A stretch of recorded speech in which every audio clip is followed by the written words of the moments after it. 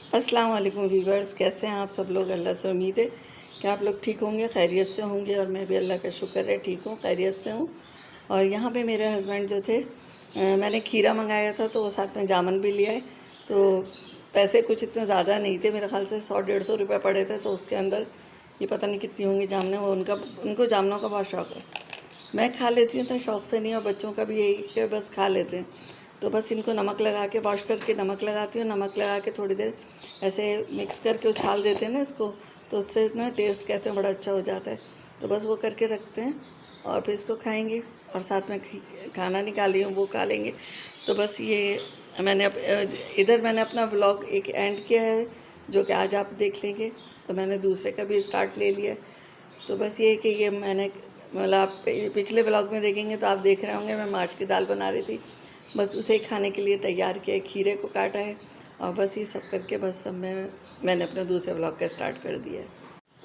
यहाँ पर मैंने जामुनों को धो दिया था, और धोने के बाद मैं इसमें काला नमक डालती, लेकिन काला नमक इस वक्त है नहीं, ख़त्म हो गया, मुझे याद ही नहीं रहा। तो बस मैंने वाइट वाला जो रेगुलर नमक होता है वो डाल दिया है। इस तरह से हिला देंगे तो इससे मिक्स होकर सब तरफ नमक लग जाएगा। और थोड़ी देर रख देंगे इसे, तो ये अच्छी सी हो जाएगी। रख रही हूँ फ्रिज के अंदर। और यहाँ पर दोपहर से रात हो गई है। बीच में कोई क्लिप नहीं बना सकी, बस यहाँ पे बना रही हूँ रात के खाने के लिए बिरयानी।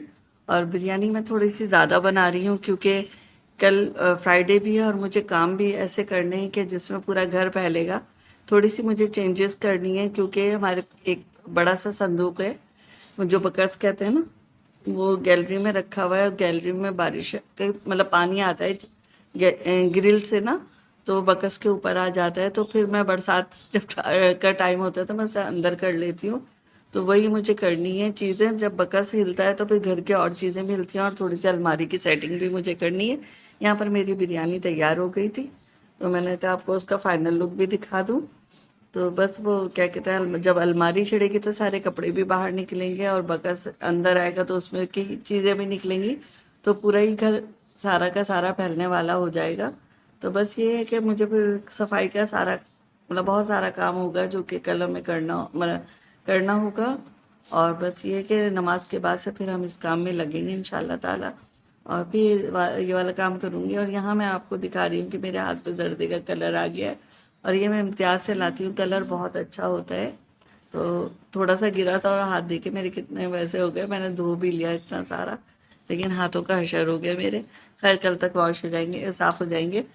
और बस यहाँ पे नेक्स्ट मॉर्निंग है और मैं चाय बनाने लगी हूँ। छोटे छोटे क्लिप ले लिए थे, जिन्हें जोड़ के मैं इस वक्त वॉइस ओवर कर रही हूँ। और क्लिप भी बहुत थोड़े थे, तो बाकी जो है मैंने ड्राइंग रूम में एक वॉज के आगे बैठ के फ्लावर को शूट करके और मैंने उस पर वॉइस ओवर करनी है। तो बस ये कि मुझे थोड़ा सा मतलब 6-7 मिनट का तो व्लॉग हो गया। यहाँ पे बन रही है चाय मॉर्निंग की, और चाय में मैंने पत्ती डाल दी है। और आज बड़ी गर्मी थी, पूरी रात एक बेचैनी सी नहीं होती गर्मी की वजह से, वो वाली कैफियत हो रही थी। तो सुबह उठी हूँ तो इतनी तेज़ धूप, चिलचिलाती हुई धूप है। और ये तकरीबन 8:30 पौने 9 का टाइम है, और इतनी शदीद धूप हो रही है। हालांकि बादल भी है, लेकिन वो धूप जो है ना बहुत चुभने वाली है, जो आंखों में चुभती है ना। तो जहाँ जहाँ से मतलब बादल के टुकड़े हैं, पूरा बादल तो नहीं है, लेकिन बादल के टुकड़े हैं, वो आपको देख के अंदाज़ा हो रहा होगा कि कितना मतलब चुभने वाली धूप है आज। तो बस ये मैंने आपके लिए थोड़ा सा शूट कर लिया, वेदर भी। और बस अब मैं आ गई ड्राइंग रूम में, और यहाँ पे मैं आपको अपना फ्लावर वास दिखा के बात कर रही हूँ, क्योंकि मेरी समझ में नहीं आ रहा था मैं किस तरह इतनी लंबी सी वीडियो बनाऊँ। ज़्यादा क्लिप भी मेरे पास नहीं हो सके थे, तो मैंने कहा व्लॉग तो भाई देना है और वक्त पे देना है, कोशिश करूँगी। लेकिन मुझे नहीं लग रहा ये वक्त पे जा सकेगा, थोड़ा सा लेट हो जाएगा 1-2 घंटे। और यहाँ मैं आपको दिखा रही हूँ, इस पर भी डस्ट है। जाहिर सी बात है, जब आज घर की सारी सफाई होगी तो इंशाल्लाह आज या कल में फिर इसको भी वॉश करेंगे। आगे फिर बकरीद भी आ रही है।